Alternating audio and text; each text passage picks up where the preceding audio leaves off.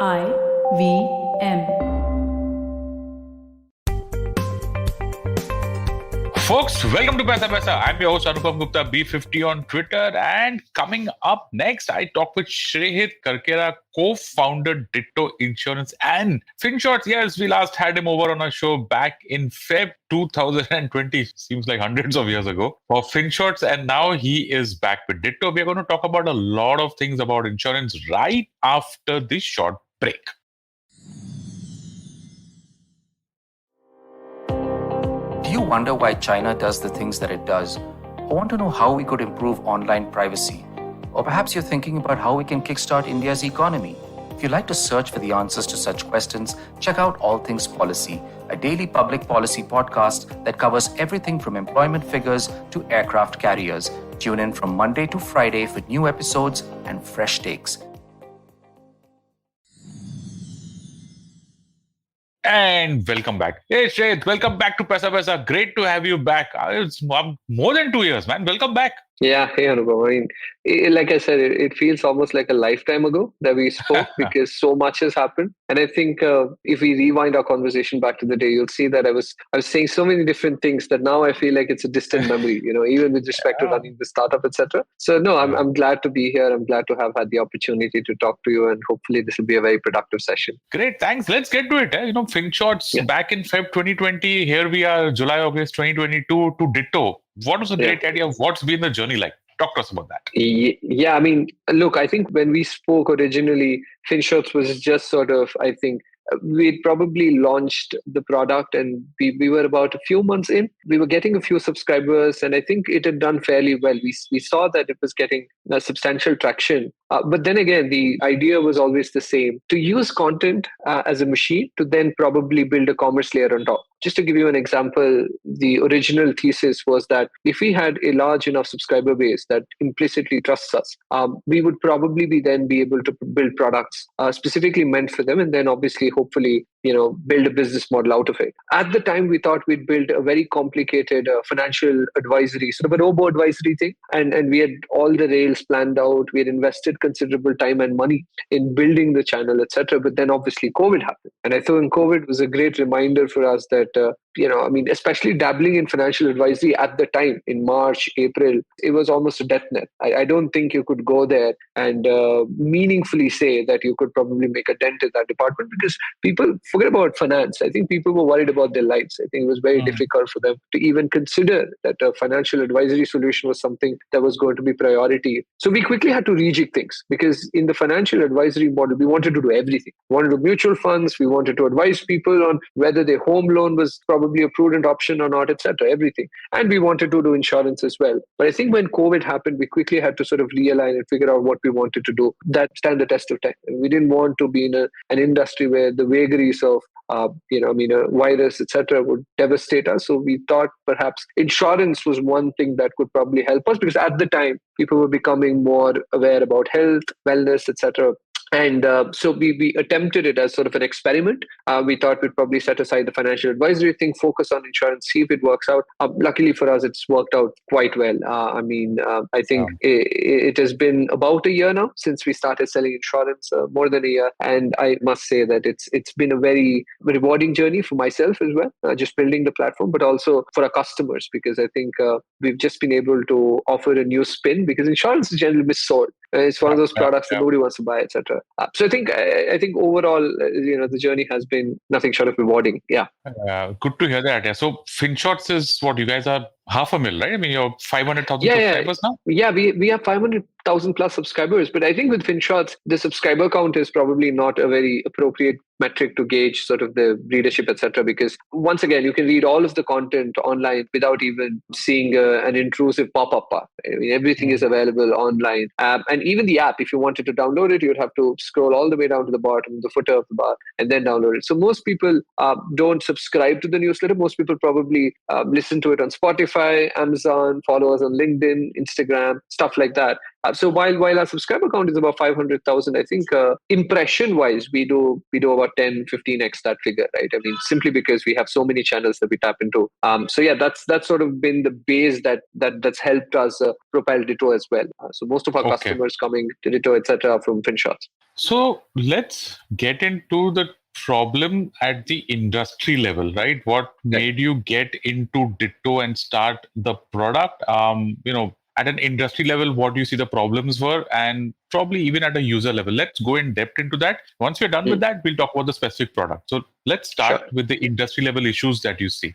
Right. So I think one of the basic industry level, and this is, since time immemorial, if you ask people what's the one thing that I do not want to buy, and what's the one experience that I probably had a buying experience, from purely buying experience point of view, you'll see that people consistently rank insurance at the top, simply because the product is routinely missold.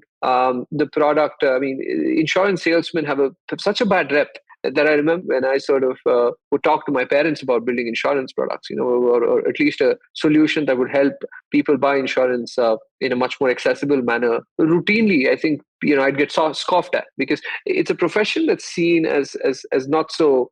It's not what upstanding folks do. It's almost like you have a snake oilsman sort of a thing, but that's completely untrue. Insurance is one of the most important financial products that you could have. A pure protection product could probably save your entire finances just when things go south. When we saw during COVID, for instance, I remember the amount of people that simply went bankrupt, right, because they couldn't pay their medical bills, etc., or they had a primary breadwinner unfortunately passed away. It was horrible. And so the problem with the industry level, especially in the offline sector, was obvious. But then the online sector, which was supposed to sort of alleviate some of the issues that the offline sector had originally, because price discovery, there was absolutely no way for you to compare prices. The likes of Policyholder, etc., did a great job at sort of helping people compare prices, policies, etc. But I think the rep never went away. Like, even if you still ask people, do you want to buy insurance? And they say, oh, that's the worst thing that I want to do. That's the last thing that I want to do, because the spam calling, there's little focus on advice. More often than not, it's about selling, upselling, cross-selling, sell all kinds of things. Savings product, even though it may be suboptimal in nature. Right? You have an investment product and insurance product clubbed together. So these were some of the issues that were obvious to most people. Right? But I think solving for it was going to be exceptionally hard, because think about it this way. If there's a product that people don't want to buy, and then you're saying, okay, I'm going to do it in a manner that's sort of customer friendly, customer centric, which means you're not going to spam call. You're going to treat customers with dignity. You're not going to upsell. You're probably going to set more savings products aside. This is where most of the money comes from. This is how you actually get people to buy insurance. And so we had to figure out a way to actually build a product and do it in a way that's customer friendly, no spam calling. Make sure that you offer the right advice to the right kind of people, even if it means you have to take a hit on your revenues in the short term at least. And I think just building together the product and making sure that people can come to trust you is perhaps the hardest challenge for us. So these are some of the things that I see on the industry-wide level. From a user perspective, I think some of the challenges were, you could just on a simple experiment, Anupam, just 5 people you meet and ask them if they have an insurance policy. Ask them who's the provider. Forget about the name of the policy. Just ask them who's the provider. And I'm pretty sure the 3 people won't come up with the names. Right? And then you ask them what the name of the policy is. And I'm pretty sure then 4 people won't. There's probably one person who'll probably tell you what's the name of the policy. And then you ask them, can you please tell me what are some of the exclusions in your policy? What does the insurance policy does not cover? And you'll see you'll see blank faces, come up immediately. So from a customer point of view, the biggest challenge was educating customers on what they're buying. Right? So what we did was we said, okay, fine. We're going to do a 30-minute conversation. Right? We're not going to do the 5-minute sell, almost like a sales pitchy conversation. We're going to actually have our advisor walk through the nuances of buying insurance for about 30 minutes. And we're going to give them the time they need. Right? Maybe a week, maybe 2 weeks, it's okay. But we're going to solve for it that way. So these are some of the biggest problems that I see, at least at the industry level and for customers. Right? They simply don't have a clue about what they're buying and what they're getting into. Yeah, how about that? Folks, there's a quiz question for you for those who are listening in. A, name your insurance provider, and B, name your policy. I can say about life, Shrehith. Medical, I'm a little bit lost. I know that my Mediclaim is from Bajaj Alliance, but I have no idea what the name of the policy. I think we've got a vague idea about what the exclusions are. But Right. good, yeah, okay. Folks, we're going to take a small break out here. When we come back, we are going to talk about Ditto in detail, the product, what it offers and stuff like that. And, for those of you who've actually not checked out FinShots, just go ahead, and just search it wherever on Google and you'll get their newsletter, and Ditto is DITTO, and I'm sure that you can check out what services they have to offer. On the other side of this break, we will walk you through exactly that, the features of Ditto, the services of Ditto, and much more right after this short break. Hello. It's been another great week on the IBM Podcast Network. So let me first tell you about this. There's been 1,000 episodes of Cyrus Says. We sit down and talk to all of the people who put the show together. But yeah, come check it out. Check out our 1,000th episode. It's a great episode and I think you'll really enjoy it. On Paisa Vaisa, Anupam Gupta talked to Jitendra Gupta, founder and CEO of Jupiter. They discuss the development in the neo-banking sector. On Hansvani, K.C. Shankar explores the story of 4 working-class men battling to survive in this modern world. On Naan Curry, Sadaf and Archit settle the confusion. Is a tomato a fruit or a vegetable? And on Misconduct, Raghavi and Nisha talk about the Mexican folktale of La Llorona. Once again, everybody, remember we have amazing merchandise available. You can go to ibmpodcast.com/store or go to our website and you'll be able to see the link. Do check this out. Do buy some stuff. It really does help us out. Do remember, follow us on social media. We're IBM Podcast on Twitter, Facebook, Instagram, and LinkedIn. Also, if you're enjoying this show or any of our other shows for that matter, please do tell a friend. Remember, if you do tell a friend about a show and they listen to the show, you'll have somebody to talk to the show about. We'd really appreciate it also if you could give us a rating on whatever platform you're listening to us on. And finally, do remember we're also available on YouTube. A number of our shows are available as full video shows, but every show is available on YouTube. And finally, we'd like to thank our sponsors this week, both Lifestyle, Small Case, Capgemini, and Intel vPro. Thank you so much for making this possible.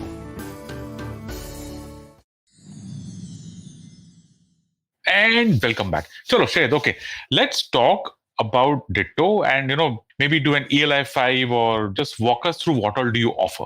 Right. So, like I said, Ditto is an advisory first product, and I know that may come across as being a little bit dubious in some sense because it's insurance. But I think what we initially said was, the selling comes afterwards. We're going to make sure that we offer the right advice to people, and hopefully the trust that we build will eventually get the customer to buy the product from us. So in short, Ditto is primarily an advisory first product, which means that you could either schedule a call with us. So you could go to, just Google Ditto Insurance or just go to joinditto.in. And you'll see that you could schedule a call at your convenience. So we don't spam call you. I mean, you can offer, you can just book a call at your convenience. Or if you want to talk to somebody ASAP right now, you could just WhatsApp us. So there's a solution where you could just WhatsApp your query and somebody will reach out to you and will solve your query. So that's the first aspect of it. So even if you're not planning on buying insurance, even if you have no intention of buying insurance right now, you just want your policy reviewed, you just want a second opinion, you probably want to, maybe you're making the first steps, maybe the first steps before you buy insurance. We obviously facilitate all of that. We help people understand the product better. And obviously at the end of it, if you feel like, I'm going to make a purchase, we offer you all the comparison metrics, we explain the nuances of buying insurance, we set the expectations. And I think that's one of the biggest things that we do in making sure that, just to, because we talked about Mediclaim policy, and a lot of people are probably not well versed with the Mediclaim policy. Just sitting together with the customer and making sure that they understand that there is such a thing called as a specific illness waiting period. There is such a thing called as a just and reasonable clause, because insurance companies won't pay for everything. They're going to ensure that the costs are in line with what's expected if you're availing treatment in, let's say, somewhere in Bangalore. Right? So just setting expectations so that the customers are not caught off guard when they eventually have to make a claim. And once that's done, obviously the customers have the provision to buy the product from Ditto. Now, the common misconception perhaps is that if you're buying through a distributor, right, somebody who's a middleman, then obviously you'll be paying substantially more. But once again, that's hardly the case. In fact, most products that we sell it at a price that's the insurer will quote the same price, right? So we have arrangements with the insurance company to make sure that the customers aren't fleeced per se. So most products that we sell, you see that there's the same price. So for the customer, it doesn't matter whether they buy from Ditto or whether they go to HDFC or go directly.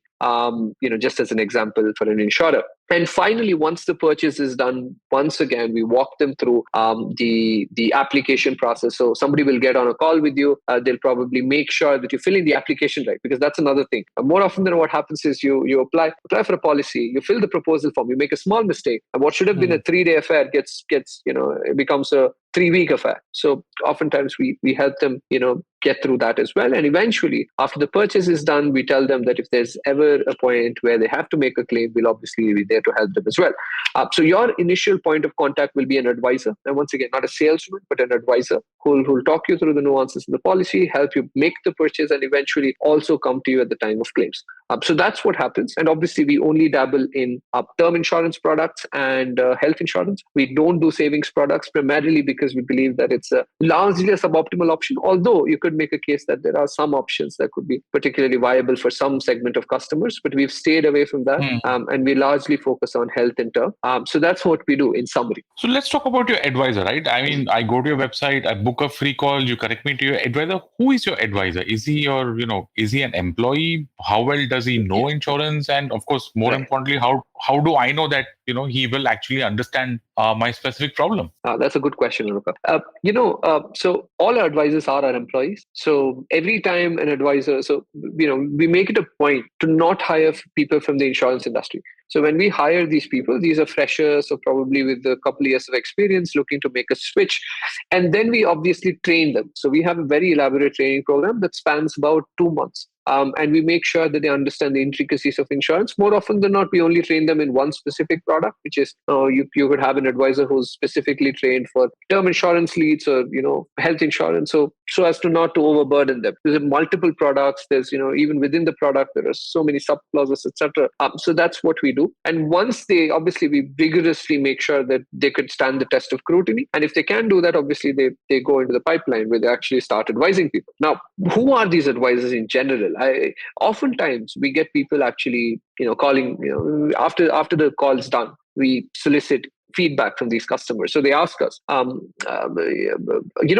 experience was great, right? But I'm not quite sure how this is any different from, the other aggregators, etc. And they have a very valid point, because more often than not, customers ask very simple questions. What policy should I buy? And then obviously, even if the conversation starts, ends 30 minutes, you probably won't be able to tell the difference, because there's not a lot of nuance there. But where our advisors truly shine is if you have a complicated case. Let's suppose somebody comes in and says, I'm a freelancer right now. And I'm trying to buy a term insurance policy. Now that's a much more complicated case, because you don't have a consistent payout, a salary payout, or somebody says, I have rheumatoid arthritis, and my mother has, probably type 1 diabetes, and I'm trying to buy a policy for both of us together. What should I know? What should I do? And all of a sudden, our advisors suddenly spring into action. They tell you specifically what companies will issue policies for rheumatoid arthritis. They'll tell you what to look out for. They'll tell you about some of the things that you should generally keep in mind when you're buying a policy for such specific cases. So usually what happens is that if it's a plain and simple case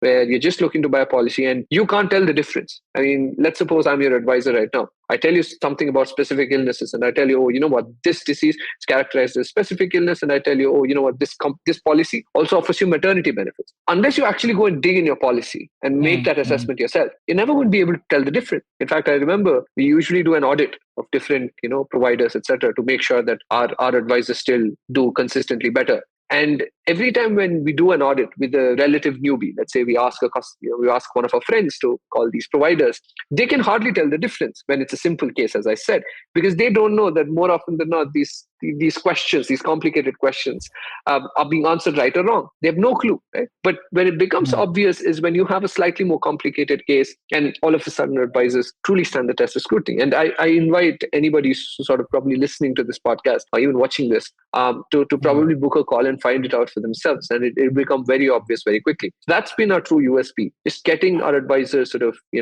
up to the mark there. Yeah. Yeah. What about claims? In the sense that, do you guys help there also? I mean, Yes. And I'm talking about health insurance actually. Let's talk about health and term both actually.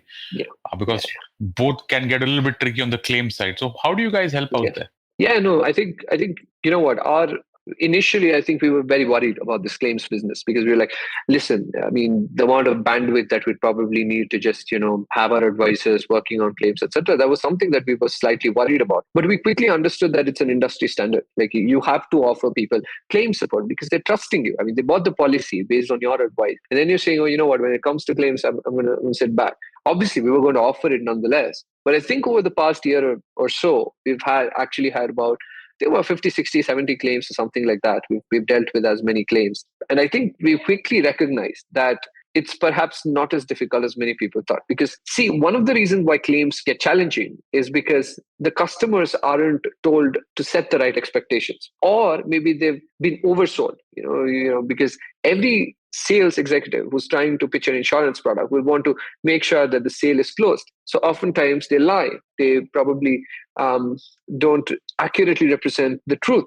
And in some cases, deliberately hide facts as well, suppress it.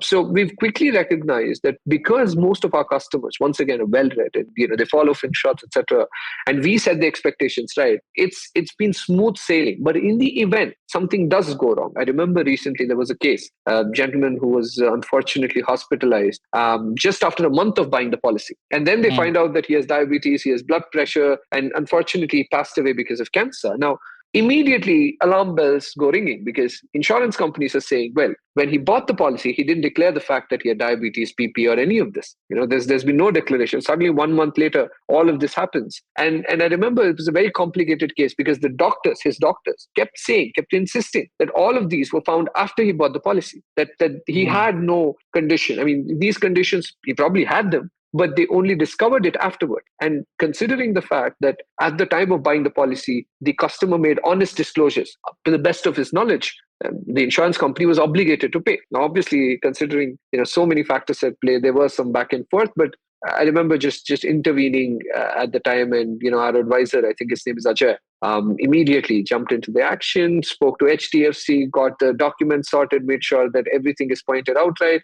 He knew specifically what to ask for, and we sorted that claim as well. So that's something that we do offer. But I think we've come to recognize that that's hardly a challenge when you set the expectations right. But we offer end-to-end claim support. Whenever somebody needs us, we'll be there for them. Wow, that's very interesting. So your website says that you've got more than 50,000 people who sought Ditto's advice before making their I think it's about 100 plus now. 100 plus. Fantastic. What in your view is the top 3 or the top 5 most repeated questions that you get?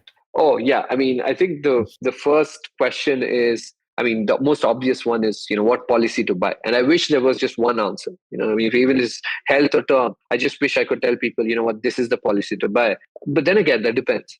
Somebody who's cancer will probably never get a policy more often than not. Their only option is to then probably claim through group insurance policy, maybe their sibling, maybe their parent, somebody, or if somebody has a very specific use case, right? They want maternity, they want international treatments, etc. You're not going to get the most famous, most popular product. You'll have to pay a premium if you want everything, right? So there is no one answer to that. But I think in general, there are a few things that I think people should look at. Right? One is not just claim settlement ratio, because that's the obvious thing people look for, but also the track record. It's very easy to post a claim settlement ratio of 95% 1 year and then go back to 75. Right? So because it doesn't matter when you're going to make a claim, you have to make sure that their track record is consistent. And the second thing that you probably want to do is scale. It's very easy to maintain a 90 plus claim settlement ratio when you're tending to probably a few hundred clients. But trying to do it at a few lakh clients is a whole different ballgame. So a few things like these will probably help you whittle down the possibilities with insurers. But the specific policy will ultimately depend on what your needs are, right? So that's one of the first questions. The second question is obviously, will my insurance policy cover everything? No, it doesn't cover everything. In fact, there is a checklist of options, which is usually called as exclusions. Right? There is something called as permanent exclusion, which insurance companies will never cover. And there are some things called as, again, with health, term, it's different. With term, I think it's mostly, if you die, they're going to pay out, right? More often than not. And after 3 years of buying the policy, insurance companies can't even go back and say, oh, you know what, there was a material claim of non-disclosure, etc., because the regulator mandates that the insurance company is obligated to pay. Whatever fact finding they have to do, they have to do it within those 3 years. So it becomes much easier with term insurance policies, at least. With health insurance, it's substantially more complicated and more exclusions, etc. And there are a list of exclusions that you generally need to be aware of. I'll name probably 2 or 3 so that your advisors will probably, sorry, your readers will, listeners will probably be able to, glean once if they're ever buying the policy. One is insurance companies do not cover claims if you avail treatment in a blacklisted hospital. This is something that most people don't know. So there are a list of hospitals categorized as the blacklisted ones, and if you avail treatment there, you probably, and if you want to find this again, you have to go to the insurer's website. You'll probably find this information there. Insurance companies don't cover what is usually called consumables, which is your syringes, your anything that doesn't have, that doesn't have a fixed MRP. So if it's a PPE kit, because you could use as many as you want, right? So yeah, insurance companies generally don't pay it, although you can attach add-ons. You could probably, get the insurance company to cover it by paying slightly extra. And finally, insurance companies, health insurance providers do not settle claims when there is ample evidence to suggest that the disease precipitated because of substance abuse. It could be alcoholism, it could be narcotics, it could be anything. So insurance companies are not obligated to pay. So these are some of the things that probably insurance companies, so anybody who's buying insurance probably remember. But yeah, that's those are some of the top questions at least. Blacklisted hospital, seriously? I mean, I, of course, God forbid, if anything happens to, listeners and all, and a lot of us have actually been through this. You have an emergency, you have a health situation, you're not going to sit and, you'll just go to the nearest hospital and you find out, boom, it's blacklisted. What nonsense is that? I shouldn't call it nonsense. I know that the insurance industry has a process, but you know what I'm talking about. What's this? Yeah, it's actually a good question. So there are a bunch of hospitals that are what you would call as routine offenders. So what they do is, let's suppose you go in with an ailment, right? This stuff isn't easy. They're going to,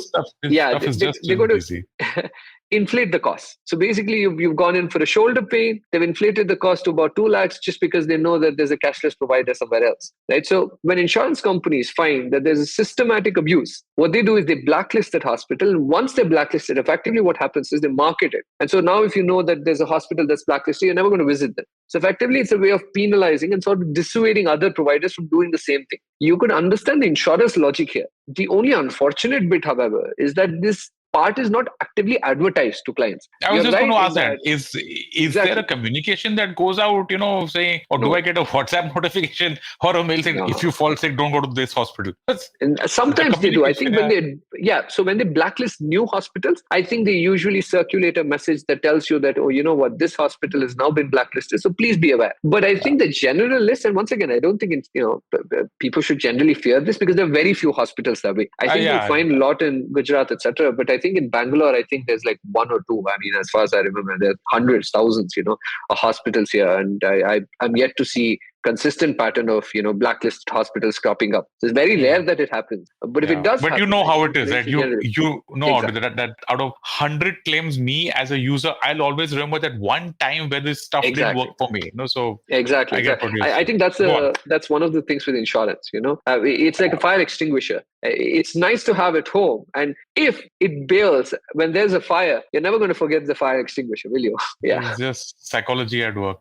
Okay. Yeah. Shrehith, how does this work, right? Because everything is free for me. I'm not paying you. I'm not paying your advisor. And I can see from your website that you are an IRDAI registered corporate agent. So, I'm just going to ask it bluntly from you. What exactly is your business model and how do you build that trust with me? I mean, I know that you've got this huge subscriber base on Finshots. I'm sure about that. But what if I'm someone who hasn't even heard of Finshots and someone recommends Ditto to me? So how do you build that trust and what is your business model? Right. So the business model is quite simple. We obviously don't charge for advice. The advice is free. But most people like our advice, so they eventually buy the policy through us. And when the purchase is made through Ditto, we get to keep a small part of the commission. Now, that's how we usually make money. Now, obviously, the immediate question there is, even though you didn't ask it, I'll probably say it myself, is what stops a Ditto from probably recommending a policy that offers the company the highest commission? Now, ideally, that's the first question that I would have if I was sort of buying from Ditto. And the simple answer is there's nothing, actually. I mean, there's obviously abuse and there's obviously option for me to simply recommend a policy that pays me the highest commission. However, having said that, I think considering we are an internet-first business, if I were to recommend you a policy that is subpar at best, and you find that out, let's say 2 months, 1 month later, your readers, your listeners right now will probably throw temper tantrums on Twitter and they'll probably harass us and they'll probably go. So there's an added disincentive for us to actually not do it simply because it it simply doesn't work for us. So if we prioritize short-term interest over long-term income, effectively what happens is we are doomed in the first 1 year because we are not the first movers in this space. We are coming after about 10 years of innovation in this space, and we are trying to probably add our own spin. And now we are trying to mis-sell on top of it. There's absolutely no way to survive, especially if you're an internet-only business, which we are right now. So it doesn't make a lot of sense for us. And I think the question about trust, it becomes obvious when we deliberately tell people to buy products that doesn't optimize our income. For instance, I can give you an example. Oftentimes, when people are buying term insurance products, they want to buy till 90, till the age of 90. They want to buy a policy and they want it to cover them till 90. Now, technically, this is a suboptimal option, mainly because most likely you're going to die by 90, and insurance companies also know that you're going to die by 90, which means that they're going to extract a premium enough for them to make substantial money. So there's not going to be a winner. You're not going to be the winner in this equation, because the insurance companies knows that you're probably going to pass away before the age of 90, which means the only way that you could probably come out of this equation slightly better off is if there's uncertainty. And that uncertainty only rests between 0 to 60 perhaps, or 20, if you're buying the policy at 25, 30 to 60. Because there you can't tell much, right? Anything is possible. So there's an option for you to probably come out of this transaction better off. And generally also, people should buy a policy only till about 60, 65, because that's when they retire. They're not buying the policy to make money off of it. They're buying the policy so that their dependents have adequate protection. And routinely we get customers and we tell them, listen, buy till 65, because it doesn't make a lot of sense. In fact, if you can buy a higher cover. Where does this come from? You're not the first guy telling me this. I've heard this a lot. I've had, what is the deal? Why do people want insurance in the age of 85, 90? Do they I'm telling you, it's one of the hardest things that we can do, because people just don't listen to us. Right? They just don't listen to us. They keep insisting on buying till 90. I'm saving money for you. Right? And they still don't believe it, right? Because, you could probably save at least, if you do an NPV also, you could probably save at least a lakh or 2 lakhs in premiums, right? After, if you account for everything, just by committing to a smaller age and actually getting the product that you need. And so we routinely try and tell people that this is good enough, and yet people don't want to buy it. So I think that's one of the ways we try and establish trust, where we recommend options that doesn't optimize for our income, and it's obvious to people. Yeah, I think for people, if there's anybody out there who's wondering that you still want to buy some product that takes you all the way to the age of 85, 90, 100, I don't know, Shreyith, what would you say? Annuity, pensions, or just take a normal debt fund and do an SWP? What would you tell these guys? My recommendation is to keep investments and insurance separate. Insurance should only be for protection. Investments, you could probably try and do government bonds. You could do FDs if you want that. I'm not going to suggest an option that sort of, again. No, we're not doing recommendations. Yes. Not doing recommendations out here, folks, just to be clear about that. But just saying that if you come to either Shreyith or me saying that, listen, guys, I actually do want something that's going to take me from 65 to the age of, 100. There are other options. Please go on, Shreyith. You were saying, sorry. Generally, I don't think you should protect your life after 65, simply because you won't have dependents at that point in time. And the only dependents that you will have, right, are probably, even if you consider your spouse, you should know that most people will have a retirement corpus at the time. It's unlikely that they will depend on an insurance product, right, for protection. If you specific retirement corpus, or maybe a provident fund, or some pot that's going to be there. There's always going to be there. And if you want income, then you should plan for income, not for protection. Like if you're saying, at the age of 65, I probably need more money until the age of 90, then you should probably plan for that. Then that's a financial decision. That's only going to optimize for your income investment. But if you're only looking for protection, if something happens to me, right? The best way to think about term insurance policy is very simple. I'm at the age of 29 right now, and I have my dependents. My parents are dependent on my income. And if I ever marry in the future, my spouse will also be dependent on my income, I hope, to a certain degree at least. If that were to happen, and in my absence, I have to create a financial replica that will provide the same cash flows that I would have until the age of 60. So that's how I think about term insurance product. Because until 60, I would have provided for them. After 60, I probably wouldn't have provided for them. Right? So that's the best way to think about term insurance, because in your absence, that corpus should be enough to sustain all your dependents for the foreseeable future, and not just for 1 or 2 years. In fact, I remember we had a case of a doctor, unfortunately passed away very recently because of COVID, bought a term policy, etc. And I think he made the most appropriate decision. At the time, I remember there was a lot of back and forth with the insurance company, because he didn't have.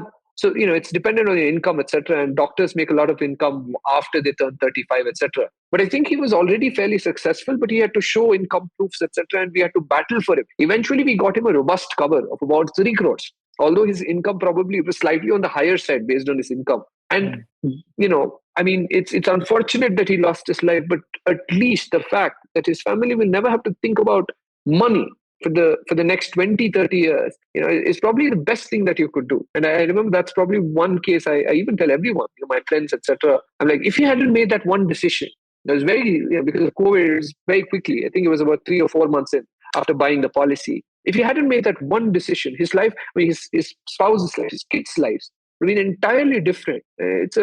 It's an incredible decision, but yet it has such a gargantuan impact on everybody's lives. Protection products only till about 60, 65, maybe 70. But if you're looking at investments, you should look at it separately. I don't think you should mix the two. Yeah, sorry to hear that. I mean, it's a tragic case, and insurance usually deals with tragic. a lot of tragic cases out there. But folks, there you go. I think just keep that in mind, people. Just that there are specific financial products for specific needs. Don't kind of mix, and Shrehith, insurance is a bit tricky, right? It's not like, say, a mutual fund where X advisor tells you to buy Y mutual fund and Y mutual fund does not perform, and you can actually go and take that guy, and probably figure it out. Insurance is not like that, right? I mean, you've got to get, your advisor really needs to understand you. So last question, Shrehith, let's get this down, and we can probably do entire episodes on this question alone. And we have done so many in the past. Let's do checklists here, Let's just have a simple checklist on health and on term. And folks, again, disclaimer, obviously, not every point will apply to every person. Like Shrehith has said repeatedly on this episode, that your policy needs to be very specific to your needs. Okay, so keeping that disclaimer in mind, Shrehith, let's wrap this up here. Just some kind of a rough checklist: health, life. Right, let's do health. So some of the basic features that you should look out for. One is, capping on room rent. I mean, the last thing that you want to do is visit a hospital and then they tell you, oh, you know what? You can't stay in a room whose rent exceeds 5,000, or else you have to pay a lot more, not just the excess room rent, but in proportion to all the services rendered in your room. So it's very expensive. It gets very, very expensive. So make sure that you don't have a limit on room rent. And even if you do, make sure that it at least offers you a single private room with AC, so that you don't have to worry about that. You also want to make sure that the pre and post hospitalization expenses period, right? Sometimes, people will only offer you 30 and 60 days. But if you want excessive protection, you want to make sure that it is at least 60 and 90 days, which means 2 months before hospitalization and probably 3 months post hospitalization. That will offer you, enough protection. If you want, you could do it up to 6 months as well. You have policies that offer you no co-payment. Now, the reason why I say this is very simple. More often than not, it doesn't make a lot of financial sense. So perhaps it's best if you keep the co-payment aside. You'll have many policies without co-payment. You could buy those products. You also want to make sure that your insurance company offers you at least the opportunity to do a free health checkup. Recently, I got my insurer to pay at least 3,000 or 4,000 on my medical tests, which were completely paid by the insurance company. It was completely cashless, just because I wanted to perform a few diagnostic tests, right? A few tests, my vitamin D, etc. So yeah, I mean, that's something that you probably want to do. And the final thing that you probably want to consider is some of the metrics that I earlier spoke about. I talked about claim settlement ratio, but there's also another ratio called as the incurred claims ratio. Now, a lot of people don't look at this. What it means is, if I'm collecting, say, 100 rupees in premiums, how much am I paying out? Right. So if I'm collecting 100 rupees and I'm paying 94 rupees, it means I'm paying most of my money out. It's good. But if it crosses the 100 barrier, it means I'm not financially sustainable as well. If it's less than 50, like say, for example, I'm paying out 50 rupees while collecting 100 rupees, it could probably mean that I'm not paying out the big value claims. Maybe my claim settlement ratio is very high, but if there's a 5-6 lakh claim, probably I'm skimping on it, right? So I think that's another thing. A good number is between 70 to 80%. If your ICR is between that, it's a good number to take. And also the claim settlement track record. Generally, you want to see the claim settlement ratio, but you also want to make sure that the settlement record is also pretty stellar. These are some of the basic checklists, especially if you're looking to buy a health plan. But if you're looking to buy a term insurance plan, I think most... Wait 1 minute. Just hold the life insurance just for 2 seconds. I want to just come in here and talk about cashless. What is the deal out there? Because, how do I know that I'm getting into a hospital, when this is happening to me, I'm not in the frame of mind to figure out cashless, not cashless. I'm wheeling somebody in and I go to the billing department and they say, you got to pay a 1 lakh deposit. Boom. Yeah. I'm not going to sit and haggle with that guy out there, right? Because my attention is somewhere else. Talk to us about this cashless thing. How does it work? And, any tips out here? Yeah, I think one of the tips that, most likely, look, the easiest way to optimize for the cashless facility is to look at what is called a network hospital, right? So generally what insurance providers will tell you is that if I have, 100 hospitals within my network domain, you can claim you can make your claim on a cashless basis in these facilities. If you're drawing a very simple analysis, you could say higher the network hospital, better the chances of you getting a cashless claim, right? However, there's a slight flaw in that logic. Like, for instance, I think HDFC Ergo right now boasts the biggest, the largest hospital network. But if you specifically wanted to know what, I remember, especially I come from Bangalore. So HDFC Ergo may have a massive hospital network outside.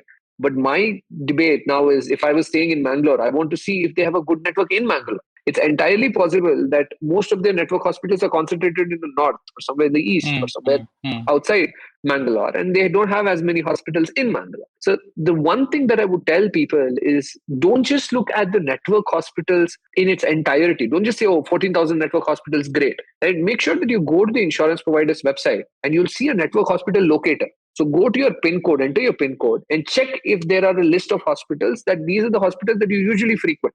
And so that would be a much better gauge than simply looking at the headline number. And obviously, I would much recommend that people do a cashless procedure as opposed to reimbursement, because honestly, reimbursement is still, they tell you that they're probably going to settle it in 30 minutes, in 1 day, in 2 days. But my experience, it never, ever happens. So I think cashless is the way to go. It's honestly, you know this as well as I do. When you're in that emergency, it's just what you do first. And if it happens, it happens. If it doesn't happen, then anyway, and it's a tricky point. That's why I just thought we'll spend some time on it. Yes. Life insurance. Let's talk about that. Yeah. So once again, if you're looking at term insurance, look, the products are very, very simple, right? You die, the insurance company pays it out, pays the money out to your dependents. That's to your nominees. That's how it works. However, if you wanted to optimize the choice, obviously you have to look at what are usually the big numbers, the claim settlement ratio, etc. But you'll see that there's not a lot of difference there also, because once again, there's not a lot of debate on whether you died or not. I mean, once you die, the insurance company is obligated to pay out. It's not as if there's a lot of scope for confusion here, which means then you're looking at things like, okay, what's my optimum cover, right? Okay, how do I look at that? Well, in general, again, my understanding is that your income, your term insurance product should be a financial replica, which means that in my absence, I should have a product that will generate, let's suppose it gives me a large lump sum money of say 3 crores right now. If I were to chuck that 3 crores in a bank, do a fixed deposit, that 5%, interest that I get, whatever, 5.5%, that including the principal, the interest and the principal should offer me the same cash flows that I would have generated through my income. My dependent should get the same kind of money until the age of 60, 65, etc. So that's the way to think about it. And usually it's probably somewhere in the range of 15 to 20x, right? So that's the first thing. The second thing is, please do not buy money back products. A lot of people will buy a term insurance product and then they'll want their premiums back. I mean, there's a simple answer to this. An insurance company, if they know that they have to pay your premiums back, they will extract enough from you in premiums only. It's not as if they're going to do a charity project and just give you money back. They're going to take that money from you. They're probably going to make some money off of that. And then they'll return what's remaining. So it never almost makes sense to buy a financial product where you get money back, especially if it's a term insurance product, because you're not going to win from this arrangement. And the final thing that I would probably recommend people is to buy an term insurance product not until the age of 90. I mean, something that we've spoke of. And there's something else, a debate about limited pay and regular pay. I'm not quite sure if your listeners would probably know about this, but basically what the way it works with term insurance is you could pay till the age of 60, 65 until you hold the policy, your premiums, or you could say, I'm going to pay all my premiums in 5 years, 10 years. Now, if you do the math, right, and usually when insurance companies tell you that, listen, you can prepay, you can pay in 5 or 10 years, they'll offer you a discount. But even if you take into account that discount, you'll see that sum, right, is probably not going to compensate. I mean, if you were to do the NPV, the net present value calculation, you'll see that discount won't compensate for the additional. You'll be paying more, right, if you prepay it. However, there is also a case to be made that a lot of our customers, I remember, can't name him, but he's very, very famous, let's say a financial advisor online. So he was buying an insurance product for his parents, and he was buying it for himself as well, a term insurance product. And he wanted to do a limited pay. He wanted to pay in 5 or 10 years. I don't remember precisely what it was. And I told him, I mean, you would know better than me that it doesn't make financial sense. The calculations don't work out. And he said, yeah, I know the calculations don't work out, but I just want to buy the product and prepay it because I don't want to think about death. I don't want to think about this product. Okay. so I'm whatever like, sales is bought, whatever sales is bought.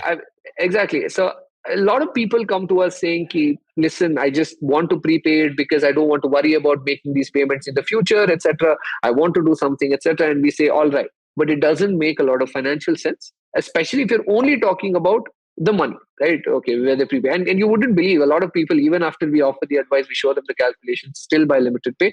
And I wouldn't fault them also because I've seen people, like I said, in this case, right? He just doesn't want to think about death. And who am I to say that, oh, you have to buy it before, right? I mean, I'm not going to sort of sit there and debate with him.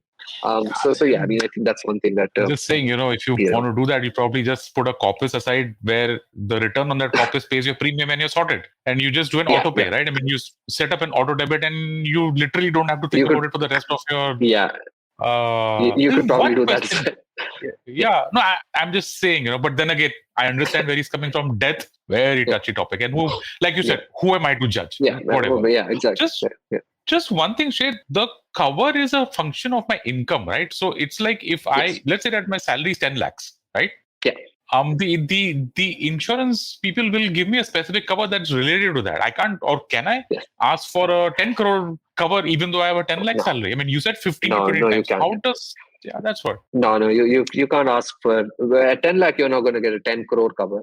Because, I mean, it's a moral hazard problem. I mean, look, there must be no perverse incentive for you to kill yourself either. I know it's sort of... No, I'm just saying because you said the 15 to... No, that's fine. You said the 15 to 20 times, which is fine. I'm just saying that, let's say that I have an annual income of 10 lakhs. Let's say that, I probably...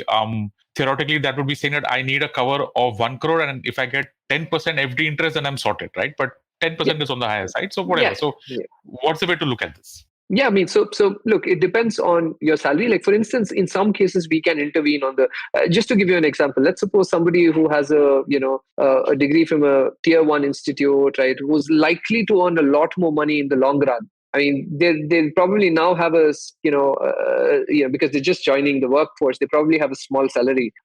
It's possible that their salary will expand considerably over the years. So we could pitch in and say, 20-25x is probably slightly low. Can you go up to 30x?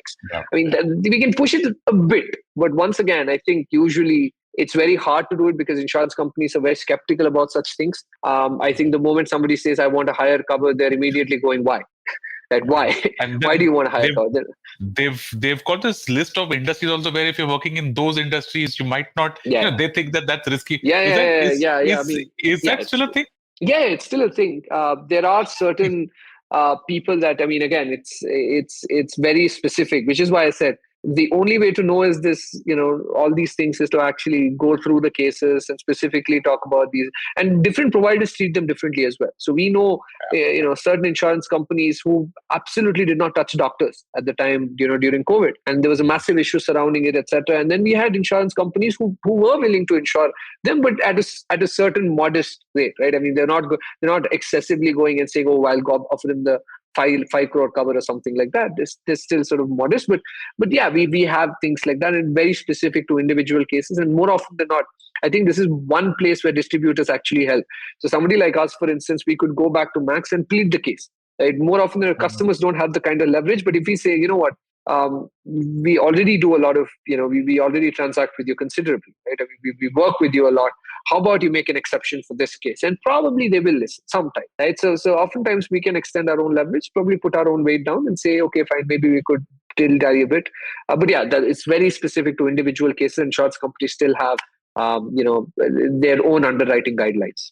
Yeah, one last and final question, because God knows that this is, it's stuff that we can go on talking about. Yeah. What are the options for a homemaker? Zero income, but the house literally depends on her. Go on. Sorry. Yeah, yeah. Sorry, Anupam. Yeah, no, I got a bit excited there simply because It's a topic I feel very strongly about. I remember that I tweeted about yes, it once, and yes. then I won't use the word cancelled, but educated that, hey, listen, insurance is X, Y, Z, and it's not about. I was like, okay, whatever. Please go on. Sorry, it's a topic on which even I have some views. Please go on. Yeah, no, until now, I don't think we had many providers who would insure homemakers. But just recently, once again, I think it's because people like us keep batting for it, right? I mean, I remember, again, we work very closely with Max Life, for instance, and we've been batting for it excessively. I'm not saying that's why they did it, but they probably did it because of their own consideration. But recently, they came out with a few guidelines saying they will probably start insuring homemakers as well. I think that's something that's on the works. I'm not quite sure if it's going to happen ASAP or if it's already happened,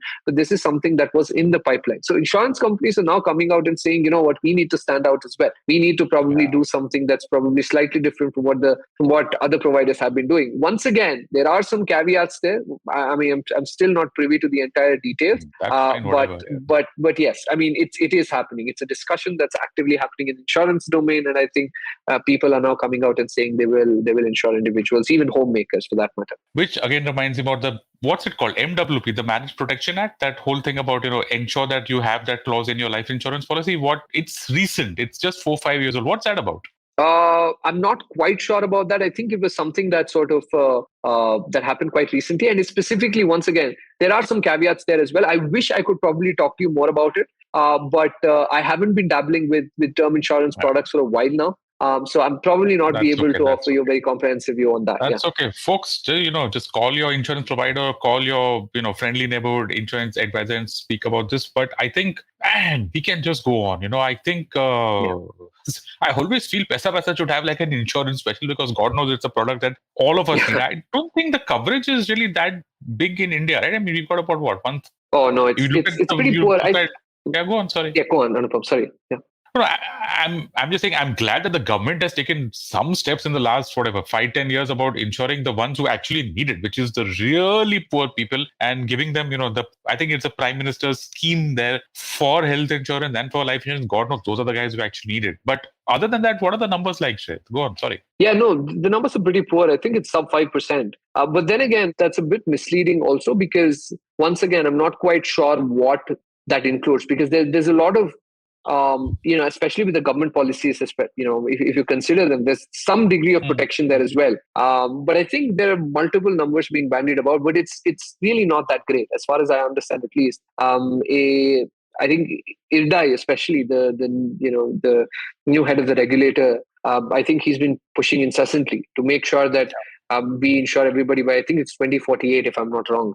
I think we achieve 100% coverage, and I think he's been very proactive. I recently attended a sort of a conclave where we spoke about these things, and where he was very passionate about insuring individuals as well. Yes, so I think he's been pushing insurance companies and aggregators, distributors like us as well. So hopefully that number will increase soon enough. But you're right. I think it's primarily the people, the underprivileged, etc., especially with the lower income groups, that need significant protection. But even within the middle income group, I mean, I know so many people who probably just one paycheck away or one hospital trip away from dropping back to the poverty line. I mean, that's how precarious the situation is. A bill of 5 or 6 lakh would completely decimate a household. So in some sense, it's pretty bad. The coverage situation is pretty bad. Hopefully we can sort of take baby steps on improving that. Hopefully. Yeah, and it also falls on people like us to educate everybody that who to actually do this, and probably even help them. I've done episodes with a pension tech company called Pinbox, and how they are enabling pension for the informal labor and stuff like that. So folks, if you're listening in, you maybe want to have a conversation with, if you're a boss, with your employees, if you're someone who has domestic help, then just have a conversation, because these last 2 years have been miserable, very difficult for a lot of people, and God knows that that health insurance can actually take you through those tough times, and of course, and life insurance as well. But Shreyth, thanks a lot. I think this was it's gone on for almost an hour, but you know what it is with insurance. Folks, that is a wrap on this episode of Paisa Vaisa.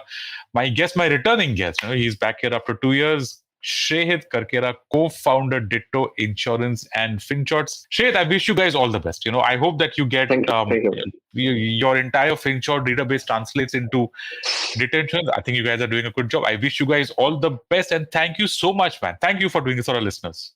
Thank you. Yeah, thank you so much. And listeners, thank you for listening to this episode of Paisa Vaisa. If you like this podcast, don't forget to check out other interesting podcasts on the IVM network. You can listen to us on the IVM Podcast app or ivmpodcast.com. You can also follow us on our social media. We are IVM Podcast on Twitter and Instagram. And if you want to reach out to me, I'm your host, Anupam Gupta, B50 on Twitter. And folks, thank you so much for listening to Paisa Vaisa.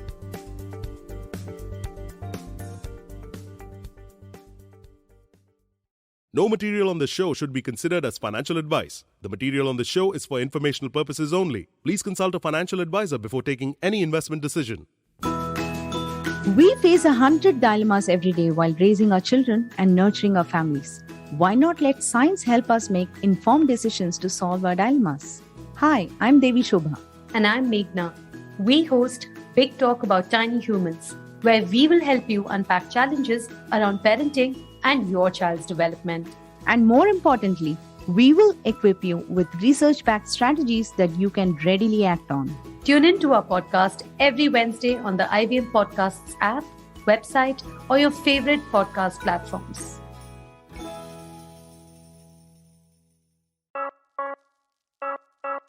Hello there, this is Danish Said and I'm hosting a new podcast called Do What Floats Your Boat by Boat Lifestyle, where I explore the alternative lives of a new India. Every Thursday, I am talking to people who follow their dreams even if they're unconventional, and they've managed to build a community for like-minded people. We speak with trendsetters like Ruhi Dosani, Shantanu Maheshwari, Nit Pat and even Aman Gupta. Tune in to new episodes on the IVM Podcast app and website, the Boat YouTube channel, or actually wherever you get your podcasts from.